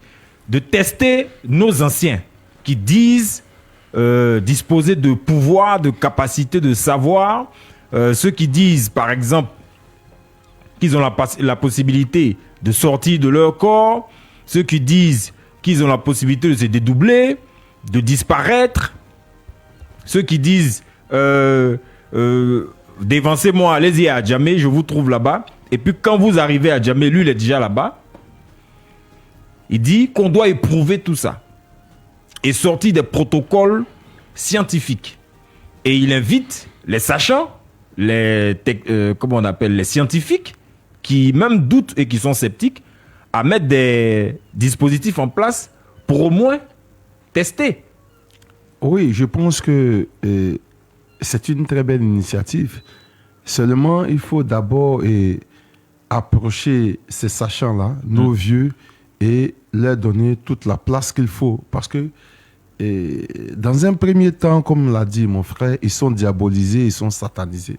Donc tu vois que quelqu'un qui n'est pas déjà bien vu, quelqu'un dont le nom a perdu sa saveur parce qu'il est stigmatisé, il est difficile à cette personne de sortir de sa torpeur et de venir dire que je suis détenteur de telles choses. Donc qu'est-ce qui va motiver d'abord ces vieux? C'est l'encadrement, c'est l'État. À partir du moment où il y a cette motivation, mais les gens vont sortir. Les gens vont sortir. Parce que le gars, il est là. Avant que tu n'ouvres les yeux, il n'est plus là, il est de l'autre côté. Le gars, il est là. J'ai plusieurs de mes amis comme ça. Il a bu une décaution, là, ce n'est pas une histoire de choses. Tu prends arme à feu, tu déposes, tu tires les balles. C'est-à-dire que il y a une muraille qui est sur lui. Autour de lui. Autour de lui, par électromagnétique. Par le pouvoir des plantes. Par le pouvoir des plantes. Donc une couverture électromagnétique. Donc dans un premier temps, il faut encourager ces vieux-là. Il faut encourager ces détenteurs-là pour qu'ils se sentent à l'aise, pour qu'ils se sentent en sécurité, pour venir vraiment étaler toutes ces choses. Mais à partir du moment où ils sont stigmatisés, à partir du moment où ils sont mal vus, mais ils ne voudront pas transmettre toutes ces choses. Et lorsqu'ils ne les transmettent pas, c'est nous qui perdons. C'est pourquoi notre maître Mpaté Bal avait dit, en Afrique, lorsqu'un vieillard meurt, et c'est une bibliothèque qui brûle, il était en train de nous interpeller pour dire que nous sommes en train de tuer nos sachants. Nous sommes en train de tuer ceux-là même qui vont nous donner un socle solide pour que demain, nous puissions parler égal à égal avec les autres. C'est ça. Et j'ai toujours dit que sur le plan scientifique, la médecine est très importante parce qu'elle fait partie des éléments solides sur lesquels un continent doit s'appuyer. Elle fait partie des éléments de vie. Et à partir du moment où votre médecine est dans la main d'une autre personne, sachez que vous êtes assujetti. Vous ne pourrez pas vous-même expérimenter ce que vous connaissez. Vous ne pouvez pas expérimenter ce qu'on vous a donné. À partir du moment où vous n'expérimentez pas, petit à petit, vous allez laisser ce que vous savez, ce que vous pouvez faire au détriment de ce qu'on vous impose, parce que c'est ce qu'on vous impose qui est bien vu, c'est ce qu'on vous impose qui est vulgarisé, c'est ce qu'on vous impose et qui est médiatisé. Donc nous devons faire très attention à ce niveau-là. Il y a des pieds, comme je l'ai dit, des pieds fracturés, que nos vieux redressent en quelques secondes. Vous connaissez quand même le cas du footballeur Djibril Cissé, avec la médecine dite moderne en Europe, tout et tout, malgré qu'il était au sommet de son art. Écoute, un matin bonheur, son papa lui a dit, c'est vrai que tu as la nationalité française, mais tu es né en Afrique. Retournons. Et un pied qui avait été fracturé, je pourrais dire 3 fois, ce pied-là aujourd'hui a été redressé. Donc ici, il est important d'abord de valoriser ce qui est en nous et de mettre à la disposition de certaines personnes pour dénicher et tous ceux qui sont détenteurs de ces savoirs-là, en fait que notre patrimoine soit alimenté pour que naissent des scientifiques basés sur le savoir africain. Parce que j'ai l'habitude de le dire, vous parlez à un Chinois, il ne vous citera pas un docteur européen, il ne vous citera pas un grand anthropologue français. Il parlera, s'il parle d'anthropologie, il parlera d'un Chinois. S'il parle de médecine, il parlera d'un Chinois. Quand l'Afrique parle de médecine, on parle de qui? Quand l'Afrique parle d'anthropologue, on parle de qui? Quand l'Afrique parle de philosophes, on parle de qui? Donc, en un mot, notre mémoire est effacée comme si nous n'avons rien apporté, comme si nous n'avons rien fait, alors que pendant que les autres étaient dans la barbarie, nous enseignait le professeur Cheikh Anta Diop, les Africains déjà étaient organisés en royauté, la médecine était déjà développée, la philosophie était déjà développée. Donc, le Créateur ne peut pas donner un tel savoir à un peuple, entre guillemets, aujourd'hui, qui est vu comme un peuple maudit, au point où certains Africains s'asseyent, non, la malédiction de Cham, la malédiction de ceci, la malédiction de cela. Si le Créateur, comme les gens disent, il est omniscient, il est omnipotent, pourquoi mettre sur pied, ou bien pourquoi envoyer un peuple à l'existence et faire de ce peuple-là le dépositaire de son savoir dans tous les domaines de la vie? À un moment donné, il faudrait quand même qu'on vienne dans le domaine scientifique pour parler de rationalité et de cohérence et quitter dans les dogmes, dans le fanatisme, afin que l'Africain soit quand même à la hauteur des exigences de ce monde nouveau dans lequel nous sommes. D'accord. Monsieur Gueux Douaoudé, j'ai envie de vous demander, là, on est carrément donc à la fin de cette émission, en tout cas, pour ce qui concerne ce thème. On va tout à l'heure prendre nos auditeurs qui pourront échanger avec vous ou encore avec le mystique. Est-ce que sur le terrain, c'est facile de véhiculer ces idées-là que vous portez? Pour le moment, je dirais non. Quels sont les freins?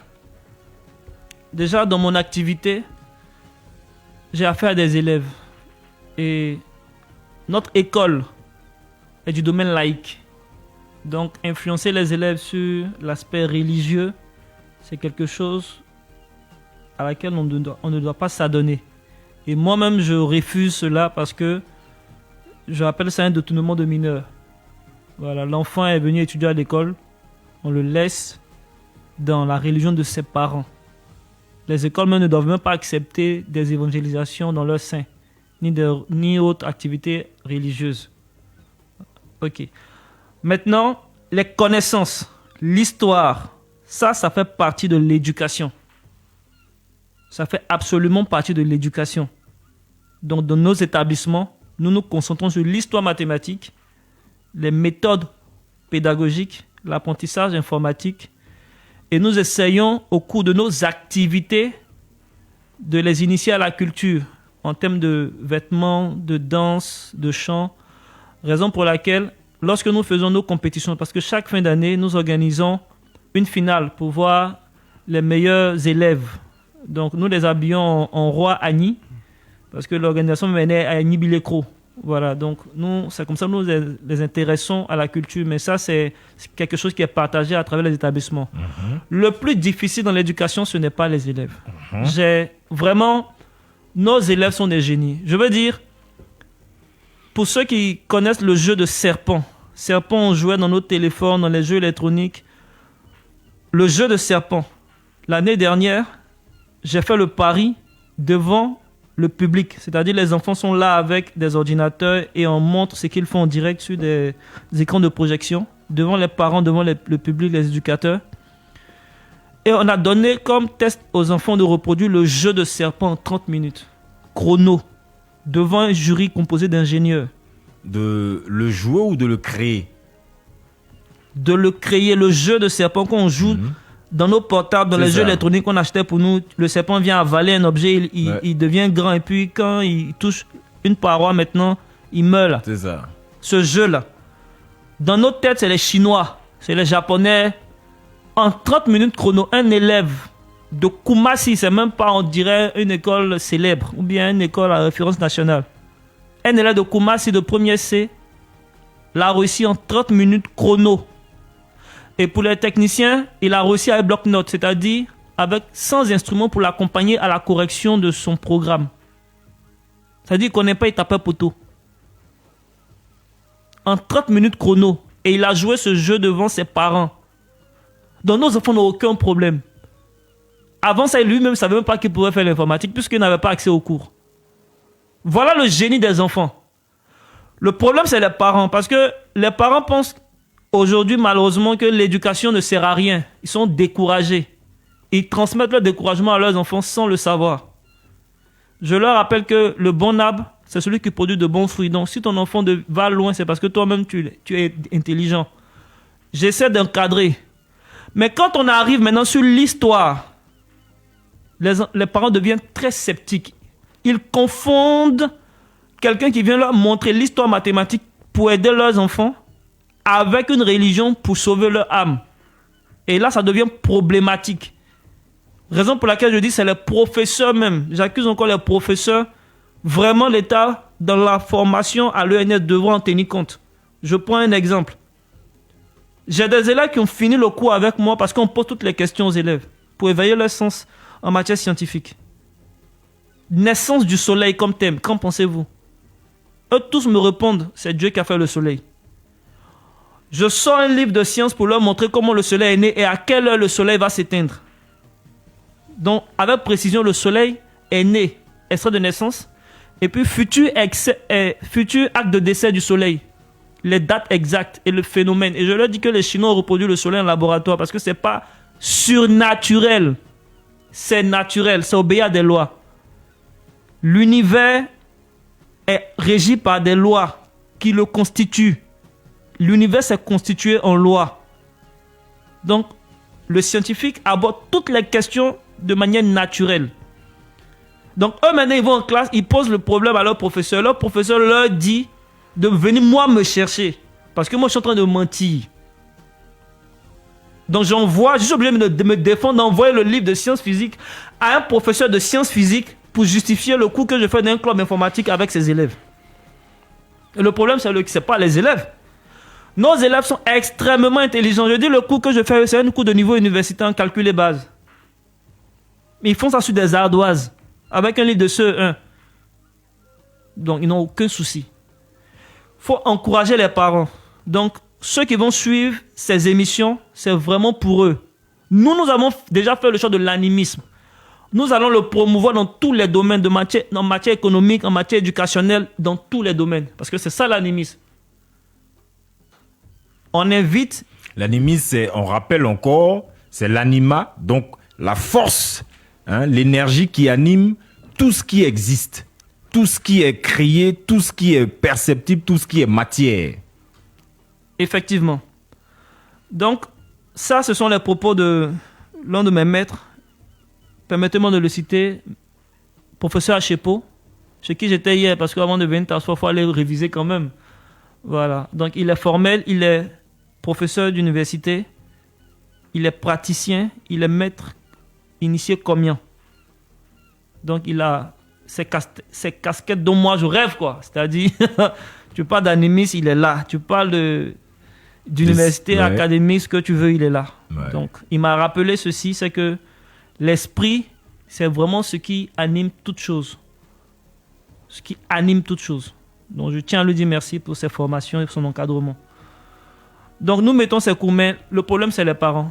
Si les parents reviennent à l'animisme, ils auront tout gagné parce que l'animisme renferme la pensée scientifique. La pensée scientifique, c'est de considérer l'univers comme un phénomène naturel et rien au-delà de l'univers ne doit venir expliquer des phénomènes qui se passent dans l'univers. L'exemple sur lequel je vais terminer, c'est Max Planck.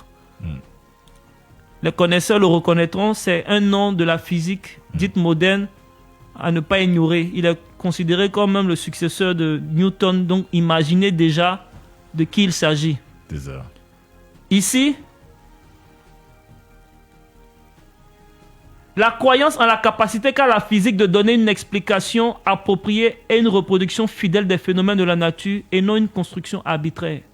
Si tu penses que la physique ne suffit pas pour parler de l'univers, tu ne fais pas la physique. Donc, les scientifiques dits modernes, européens, occidentaux, tout ce qu'on veut, eux, ils luttent en fait pour faire émerger la pensée scientifique en Europe. Ce que nous avons naturellement dans nos cultures.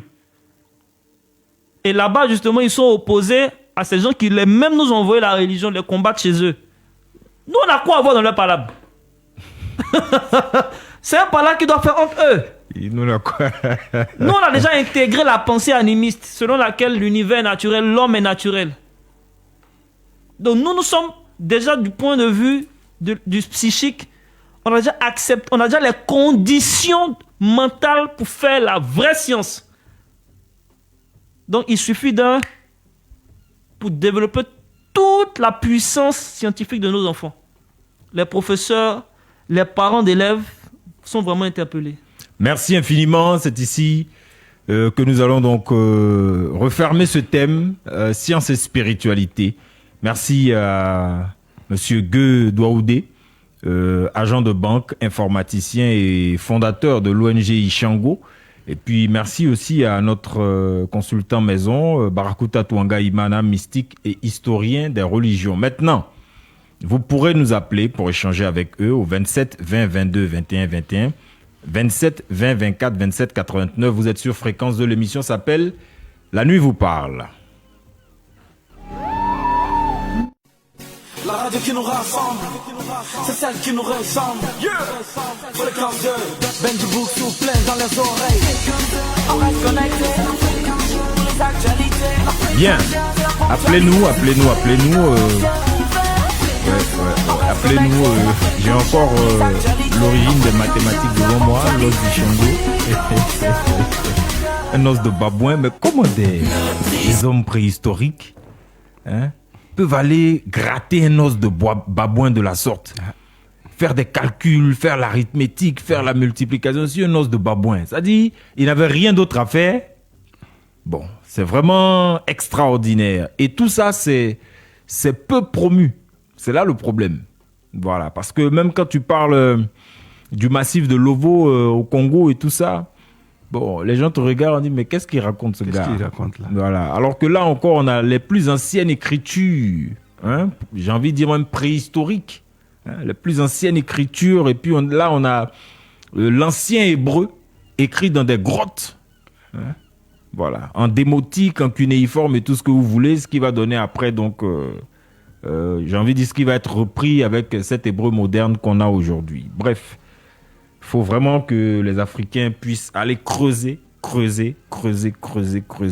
Et vraiment, merci Gueux Douaoudé pour tout le travail que vous abattez parce que vous allez à la base. Donc, j'ai envie de dire les citoyens de demain. C'est ceux-là que vous formez. Cynthia nous appelle d'Aboisseau. Bonsoir, bienvenue. Oui, bonsoir Elie et ses invités. Bonsoir Cynthia. Voilà. J'aimerais savoir, Elie, bon, pour demander à tes invités là, bon, pour moi, je sais que pour qu'un être humain puisse exister, il faut qu'il soit issu d'un rapport sexuel. Voilà. C'est par rapport sexuel qu'un être humain naît. Sur la terre, en tout cas. Oui, sur la terre. Bon, à ce que je sache. C'est ça. Maintenant, comment se fait-il, Élie, comment se fait-il que quelqu'un peut naître sans rapport sexuel? Parce que, bon, moi je prends le cas de Jésus, qu'on dit que, voilà, c'est un esprit qui a habité, comme on appelle, Marie, la Sainte Vierge là. Et puis elle a conçu, elle était enceinte et puis elle a conçu, sans rapport sexuel. Et Jésus est né. Maintenant, bon, comment se fait-il que quelqu'un peut concevoir sans rapport sexuel? D'accord. Je vais permettre aux deux invités de répondre à la fois. Hein? Barakuta Touanga Imana va répondre très rapidement et puis Guedouaoudé va répondre aussi très rapidement. Voilà donc. 47 n'est pas là aujourd'hui. Non. Ouais. Ok. Barakuta, Merci rapidement. Merci pour la Merci. question. Ok, moi je vais répondre dans le cadre théologique et je pense que mon frère Guedouaoudé répondra dans le cadre scientifique. Voilà, et ce que notre auditrice doit savoir, c'est que quand on parle de religion, on parle de l'acceptation de dogmes. On parle de l'acceptation des dogmes. Ça veut dire quoi? Ça veut dire qu'on ne cherche pas à comprendre. On ne fait pas intervenir notre intelligence. On ne fait pas intervenir notre analyse personnelle. On ne fait pas intervenir notre discernement. On doit dire Amen. Est-ce qu'un être humain sur la Terre, parce que nous sommes là depuis un certain moment, on part de l'an 0 jusqu'à maintenant, est-ce qu'on a déjà vu, est-ce que c'est documenté qu'un être humain est né sans rapport sexuel d'un homme et d'une femme? Ce que nous savons dans la mythologie égyptienne, ce sont des mythes. Ce ne sont pas des histoires qui ont des supports existentiels. Mais voici que nous sommes en face d'une situation où on dit c'est un livre sacré et tout ce qui est la vérité. Que voulez-vous qu'on dise? Scientifiquement parlant, c'est impossible. C'est impossible. D'accord. Bon, Guedouaoudé, on sait qu'il y a la fécondation in vitro où on prend donc le spermatozoïde de l'homme, on l'entretient dans des éprouvettes, j'ai envie de dire. Et puis après, ce spermatozoïde qui est sorti d'un être humain, on l'introduit donc dans l'utérus, l'ovule, tout ce que vous voulez. Et puis après, donc, la grossesse se développe. Ça, encore, c'est un fait scientifique qu'on sait. Mais au-delà, la dame demande. D'accord, effectivement, j'allais évoquer ce thème-là parce que, comme on veut parler de science, certains vont nous ramener à ce type de reproduction. Alors, dans ce cas, ce n'est pas valable. Hein. Voilà, parce que même si on le fait, c'est toujours une partie de l'homme qui rencontre une partie de la femme. C'est ça. Et qui va dans l'utérus. Donc, dans le cas du Saint-Esprit, ce n'est pas le cas. Voilà, lui, il a fait sa chose lui-même, il s'est débrouillé, il a fait. C'est ce que je reproche vraiment au niveau éducationnel à ces livres qui envahissent nos établissements. Je dis, si on nous raconte ça dans le cadre d'un conte, vous savez, les contes, nous, on en a chez nous, on a les... Toper l'araignée, tout ça. Justement, on a les contes du Père, voilà pourquoi. On nous a dit, mais pourquoi le ciel est... On nous a dit tellement de choses. Je n'ai jamais vu une date dans Toper l'araignée. Je n'ai jamais vu une date dans les contes du Père, voilà pourquoi. Mais là, on nous donne une date et on nous invite même à faire un calendrier orienté. Mais à quand ça va s'arrêter, en fait, ce phénomène? Donc, Yako, nous aussi, on a appris ça comme vous, madame. On était là chez nous. Des gens sont venus nous dire, après 1000... Non, je rappelle le contexte quand même. Le phénomène s'est passé... On va prendre un auditeur. D'accord. Et puis on revient à ça. Le phénomène s'est passé, on s'arrête là, point virgule. Oui, bonsoir monsieur. Monsieur Cambiré, bonsoir, bienvenue. Oui. Oui, merci monsieur. Oui, vous nous appelez d'où? J'appelle de Mans. Mans, d'accord, allez-y rapidement, nous vous écoutons. Voilà. D'abord, un mot d'abord de félicitations, d'encouragement à vos invités. Merci. Tous les jours, presque tous les jours, du lundi au jeudi, je ne manque pas cette émission. Donc, un big up à l'historien Barakuta. Merci. Je salue aussi quand le président Aziz 47. Dans les propos, ils ont dit des choses vraiment que nous, on a expérimenté, on a vu. Et c'est un dernier chose qu'il va ajouter. On a un autre oncle qui est décédé malheureusement. Et lui, la téléportation, télécommander des choses, il est fait couramment de qui veut voir. Ah ouais, un de vos oncles qui est arrivé à se téléporter. Oui, oui, il est fait couramment. Ça, c'est à chose à tout bas, hein, à Péini, pour ne pas dire à Bounan. Et il quitte un point A à un point B sans marcher, sans emprunter de véhicule. Un cambilé digne de ce nom. C'est le grand frère de mon papa, même père, même mère. Il est assis dans le village et les jeunes, ils veulent aller au marché avant qu'il les repartir dans le marché. Il leur demande en tout cas de transporter sur un chien et leur a reçu. Mais il leur dit que vous allez me trouver au marché. Et les gars prennent les vélos, on le pris en train de boire son chapalo avec la compagnie de la ville de Porti. Et il le fait constamment. Tous ceux qui ont vécu cette région-là peuvent témoigner. Tout bon. Tout bon. Est-ce qu'il vous a dit comment il faisait ça? Est-ce qu'il vous a expliqué? C'est en fait qu'ils l'ont transporté. Quand on lui demande, mais Dieu, comment vous faites? Il dit, mais vous avez essayé de m'aider. Mes enfants m'ont aidé à aller. Vous voulez partir avec les enfants. Le vieux, il entretenait bien son mythe. Allez, il cache le doc que mes ancêtres m'ont transporté. Il faut nous dire comment tu faisais. Les jeunes là vont faire ça aussi. Non, mais bien souvent, c'est quand tu t'intéresses à la chose qu'on peut t'enseigner. Qu'on te transmet, effectivement. C'est ça. On ne s'est pas intéressé. On disait que c'est un sorcier, c'est un sorcier. C'est un sorcier. Tu as peur de t'approcher du sorcier. Ouais. Malheureusement, les yeux sont ouverts et malheureusement, il n'est plus là. Mais vous savez où se trouve sa tombe? Oui, sa tombe se trouve au village à Touba. D'accord, c'est bien noté. D'accord, c'est bien noté. Merci pour ce témoignage, merci infiniment. Vraiment, je viens vraiment chapeau. Ouais. Merci infiniment. Alors donc, on s'était arrêté quelque part. Monsieur. Donc, je dis merci également à ce auditeur qui vient de nous appeler. Il ne nous reste plus que 2 minutes. Nous étions rapidement chez nous. Et puis, on nous dit, quelqu'un venait nous dire que oui, il y a un phénomène qui s'est passé. Ça fait plus de 1500 ans. On était en Côte d'Ivoire. Ça fait 1500 ans que quelqu'un, d'abord il est né sans père, avec l'intervention divine. Ensuite, il est décédé pour notre salut.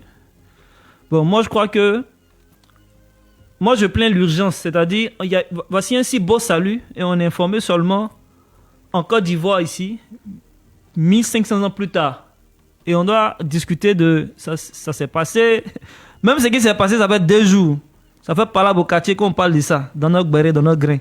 Voici un mouvement qui s'est passé il y a fait 1500 ans, d'une histoire qu'on doit accepter. Il est né sans père, il est mort pour nous. Et puis, on n'a qu'à être dedans.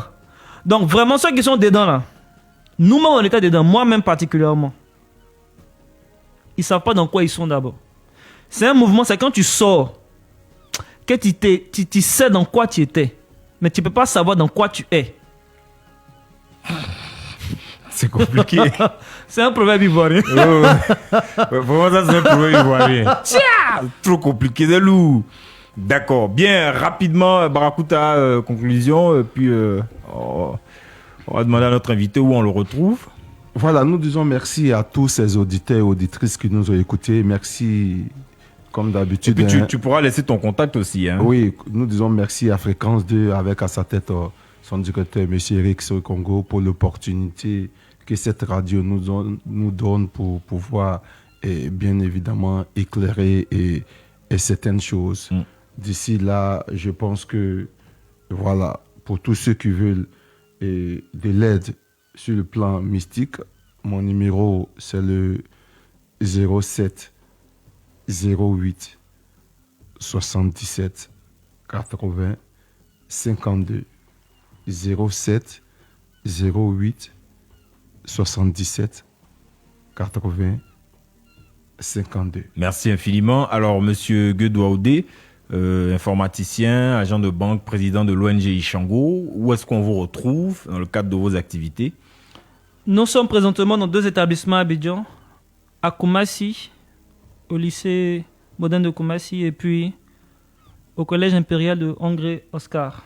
Voilà, nous menons ces activités et bientôt nous aurons également d'autres établissements qui vont nous rejoindre. Et dans le cadre de la FECAS, nous préparons des conférences dans des établissements. Promotion de la culture, de la spiritualité et valorisation de notre patrimoine culturel. Donc nous reviendrons avec ces informations vers vous. C'est ce que nous préparons petit à petit, raison pour laquelle je suis là également aujourd'hui pour annoncer ça. C'est ça. Merci. Et puis donc sur les réseaux sociaux, c'est bien sûr le Dozo intellectuel. Le Dozo intellectuel, le Voilà. Père Ishango. Voilà, c'est bien noté. Merci infiniment Léa Nguesson Bialy. Merci Israël Corée, merci à vous deux. C'était donc très intéressant.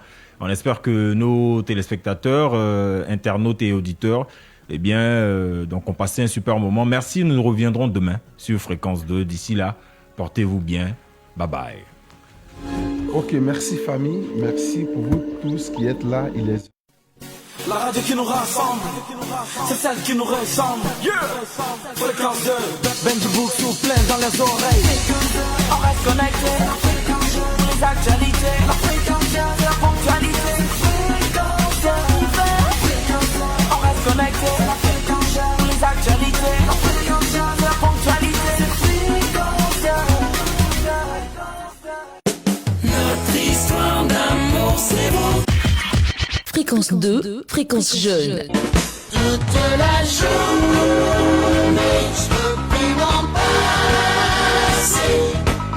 C'est Mario. Fréquence 2, fréquence jeune.